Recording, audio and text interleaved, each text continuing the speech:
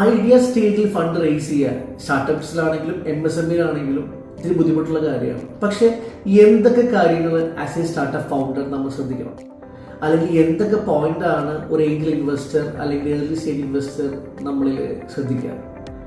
ഒന്നാമതായിട്ട് നമ്മുടെ ഐഡിയ എന്തോരം സ്കെയിലബിൾ ആണ്, അല്ലെങ്കിൽ എന്തോരം കൃത്യമായി മാർക്കറ്റിലേക്ക് ആക്സെപ്റ്റ് ചെയ്യാനായിട്ട് സാധിക്കും. നമ്മൾ ടെക് ഡ്രിവൺ ആണോ, അതല്ലെങ്കിൽ എങ്ങനെ നമുക്ക് മൾട്ടിപ്പിൾ ജോഗ്രഫിയിലേക്ക് നമ്മുടെ ബിസിനസ് ഐഡിയനെ സ്കെയിൽ ചെയ്യാനായിട്ട് പറ്റും.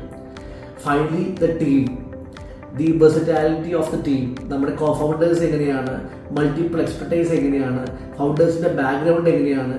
അൾട്ടിമേറ്റ്ലി നമ്മുടെ ഈ ഫണ്ട് ഉപയോഗിച്ച് അവർ എത്രയും എഫക്റ്റീവായി ഇതിനെ കസ്റ്റമർ അക്വിസിഷൻ നടത്തി മൾട്ടിപ്പിൾ ജോഗ്രഫിയിലേക്ക് എത്തിച്ച് സസ്റ്റൈനബിൾ ആക്കും. ഈ 3 കോർ ഏരിയാസ് ആണ് എല്ലാ ഏർലി സ്റ്റേജ് ഇൻവെസ്റ്റേഴ്സും ഏഞ്ചൽ ഇൻവെസ്റ്റിംഗിൽ ടേക്കപ്പ് ചെയ്യുക.